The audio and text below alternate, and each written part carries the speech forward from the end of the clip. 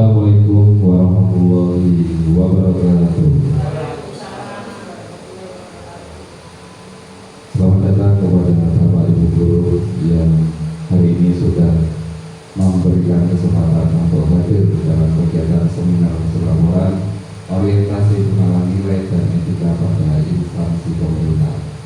Nah, baiklah Bapak Ibu, pertama-tama untuk kegiatan hari ini saya akan membacakan susunan acaranya terlebih dahulu.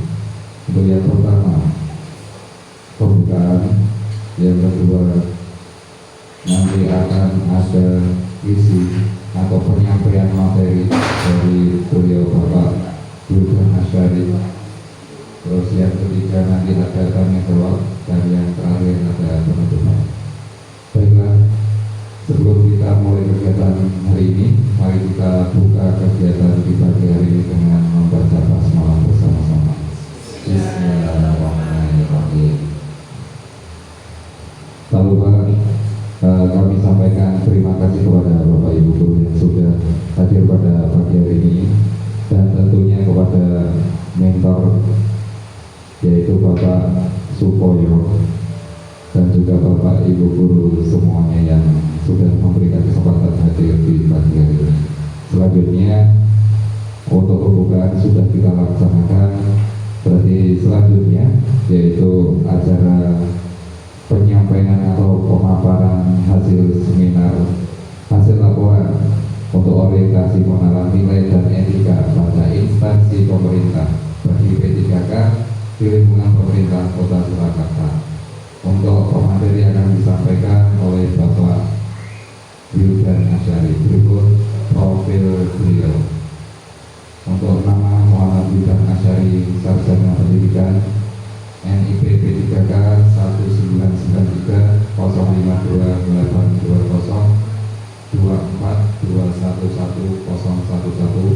untuk jabatannya sebagai guru pertama unit kerja di SD Negeri Mangkubumen Kidul Kota Surakarta. Untuk mentor sendiri oleh Bapak Supoyo, Sarjana Pendidikan, Magister Pendidikan.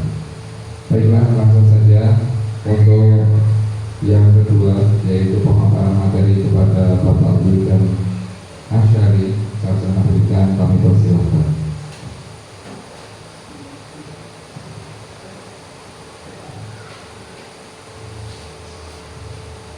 Bismillahirrahmanirrahim. Assalamualaikum warahmatullahi wabarakatuh. Alhamdulillah wa syukurillah wa la haula wa la quwwata illa billah. Bapak Ibu yang kami hormati serta Bapak Supoyo selaku mentor kami. Di sini Muhammad Wildan Asyari akan menyampaikan hasil laporan P3K, orientasi P3K. Selanjutnya Bapak. Nah, untuk pendahuluan selanjutnya, pendahuluan adalah latar belakang orientasi P3K dilakukan oleh instansi pemerintah yang pelaksanaannya berdasarkan pada kurikulum dan menggunakan sistem informasi yang ditetapkan oleh Lembaga Administrasi Negara atau LAN. Orientasi P3K tidak termasuk bentuk pelaksanaan pengembangan kompetensi. Orientasi dilakukan sesuai kebutuhan instansi pemerintah paling lambat 1 bulan terhitung sejak diangkat pertama kali sebagai P3K. Orientasi dilaksanakan hanya untuk 1 kali sepanjang berstatus P3K. Selanjutnya, maksud dan tujuan. Yang pertama, maksudnya adalah maksud pelaksanaan orientasi: A. Pengenalan tugas dan fungsi ASN. B. Pengenalan nilai dan etika pada instansi pemerintah Kota Surakarta. 2. Tujuan pelaksanaan orientasi: A. Peserta mampu memahami program orientasi dan mengenal nilai dan etika instansi pemerintah Kota Surakarta. B. Peserta mampu mengimplementasikan hasil orientasi. Kemudian selanjutnya, visi misi Surakarta. Visi dari Kota Surakarta yaitu mewujudkan Surakarta sebagai kota budaya yang modern, tangguh, gesit, kreatif, dan sejahtera. Kemudian, sedangkan misi dari Kota Surakarta, pertama, meningkatkan kualitas kesehatan masyarakat yang berkelanjutan. Kemudian, yang kedua, memperkuat pertumbuhan ekonomi yang adaptif dan berkelanjutan. Kemudian, yang ketiga, mewujudkan tata ruang dan infrastruktur kota yang mendukung kemajuan kebudayaan dan pariwisata berkelanjutan. Selanjutnya yang keempat, meningkatkan kualitas dan daya saing pemuda dan masyarakat umum di bidang pendidikan, ekonomi, seni, budaya, dan olahraga. Yang kelima, mengembangkan tata kelola pemerintahan dan pelayanan publik yang gesit dan kolaboratif, berlandaskan semangat gotong royong dan kebinekaan. Keenam, mewujudkan kemakmuran dan kesejahteraan bersama warga kota yang berkeadilan dan inklusif. Dan yang ketujuh, mewujudkan daerah yang kondusif dan kerukunan antar umat beragama dalam tata kehidupan bermasyarakat yang saling menghormati. Kemudian selanjutnya adalah visi dan misi SD Negeri Mangkubumen Kidul.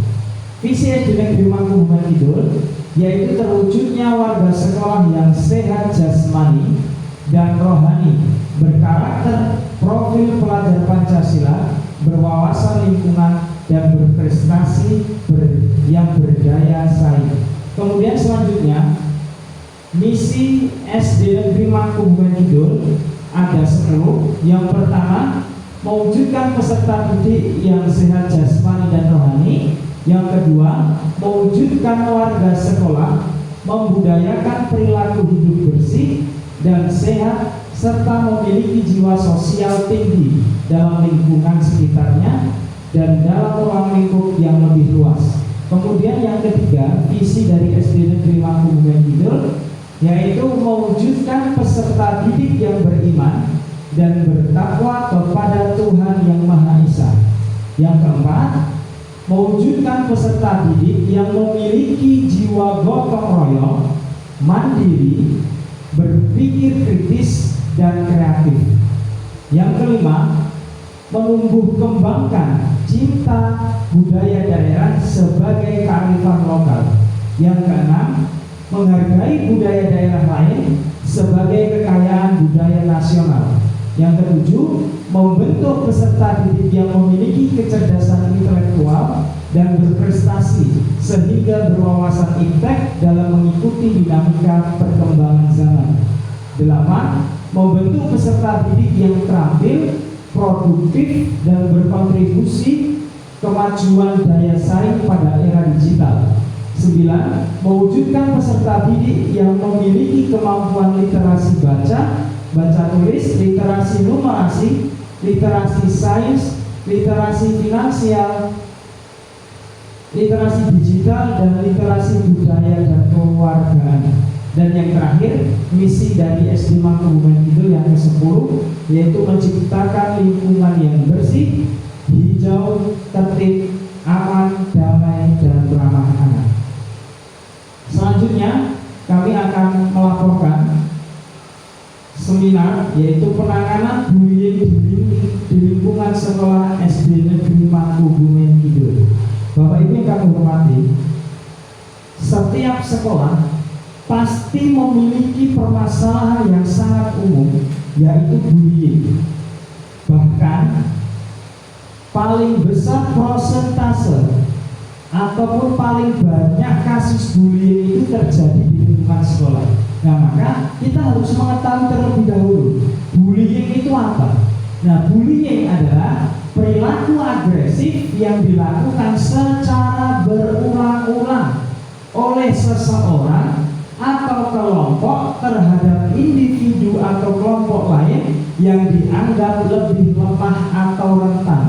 Tindakan ini bertujuan untuk menyakiti, mengintimidasi, atau mengontrol korban melalui kekerasan fisik, verbal, atau psikologi. Jadi bisa kita simpulkan bahwasanya bullying ini terjadi ketika dilakukan sering berulang kali. Kalau satu kali mungkin bisa jadi antara tidak sengaja.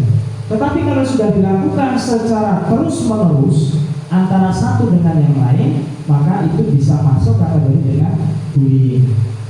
Nah, Bapak Ibu yang kami hormati, di dalam Islam pun sudah dijelaskan di dalam surat Al-Hujurat ayat 11 yang artinya, hai orang-orang yang beriman, janganlah sekumpulan orang laki-laki mencela kumpulan yang lain. Boleh jadi yang dicela itu lebih baik dari mereka. Dan jangan pula sekumpulan perempuan mencela kumpulan lainnya. Boleh jadi yang dicela itu lebih baik.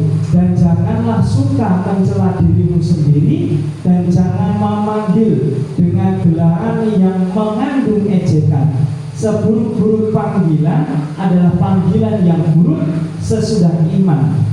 Dan barang siapa yang tidak bertaubat, maka mereka itulah orang-orang yang zalim. Jadi di dalam Islam pun sudah dijelaskan, jangan sampai kita itu mengolok-olok orang lain. Bisa jadi orang yang kita ejek, yang kita bully itu lebih baik daripada kita.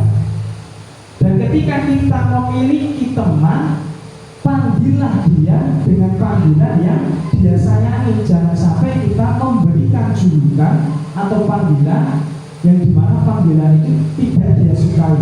Nah, itu termasuk kategori dari bullying. Nah, ternyata bullying itu banyak sekali macamnya dan jenisnya.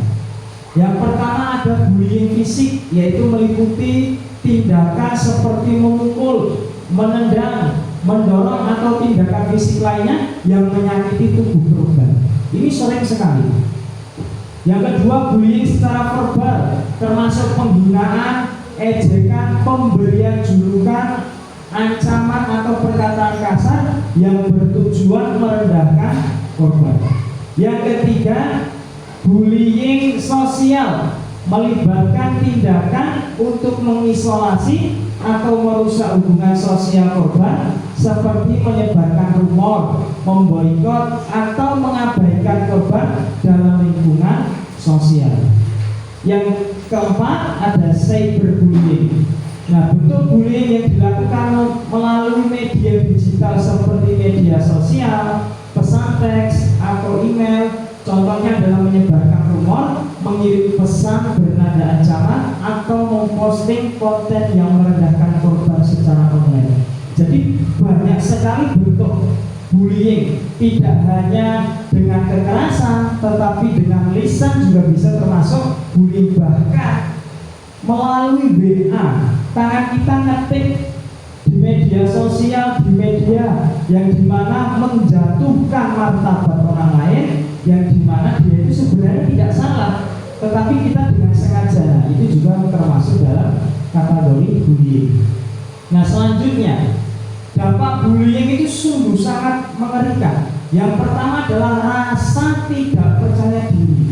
Kalau anak sudah tidak memiliki rasa percaya diri, maka anak itu akan susah untuk bergaul, susah untuk belajar, susah untuk menumbuhkan motivasi atau kemampuan yang ada dalam diri mereka.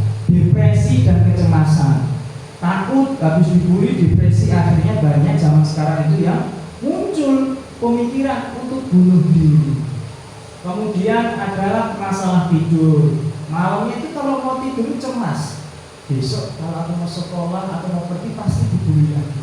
Akhirnya tidurnya tidak sehat. Kemudian penurunan prestasi akademik, mau belajar dibully temannya, mau kerja dibully temannya, akhirnya prestasinya menurun. Yang terakhir, pikiran atau tindakan untuk melukai diri sendiri. Nah, ini bisa mengakibatkan bunuh diri. Nah, bagaimana cara penanganan bullying agar bullying itu bisa diatasi? Pertama adalah identifikasi dan laporan. Kita membuka laporan. Ayo anak-anak, siapa yang merasa dibully, lapor kepada Bapak Guru. Kemudian kita sebagai guru diselidiki bagaimana toh proses bullying itu.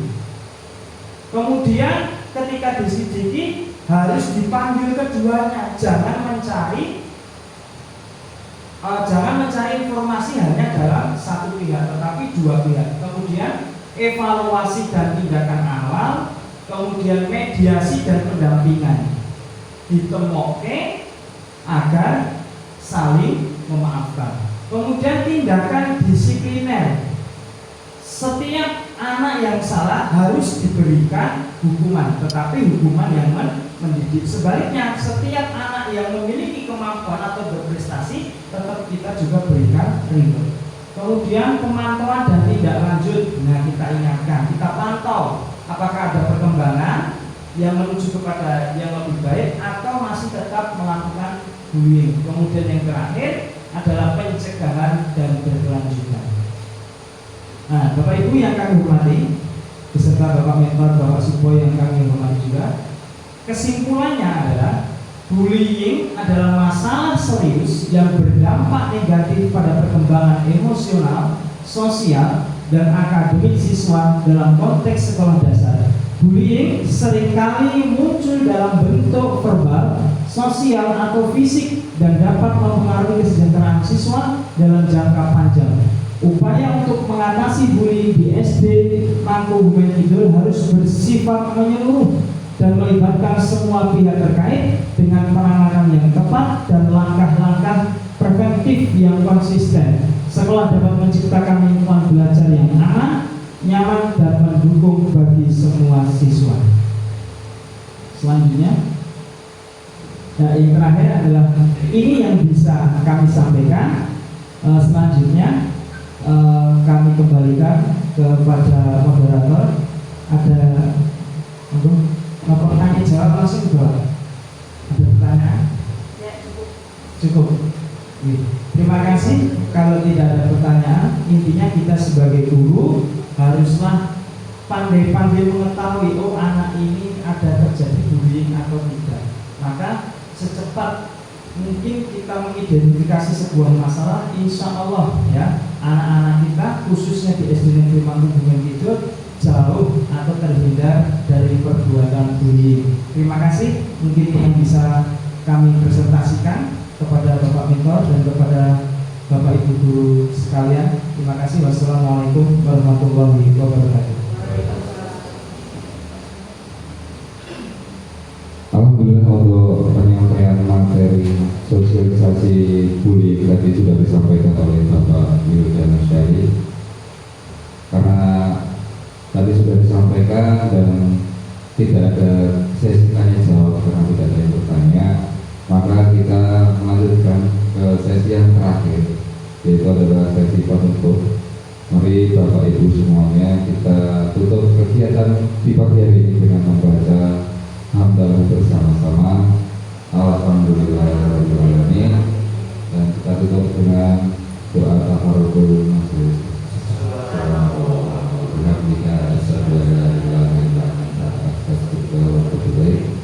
Baiklah, wassalamualaikum warahmatullahi wabarakatuh.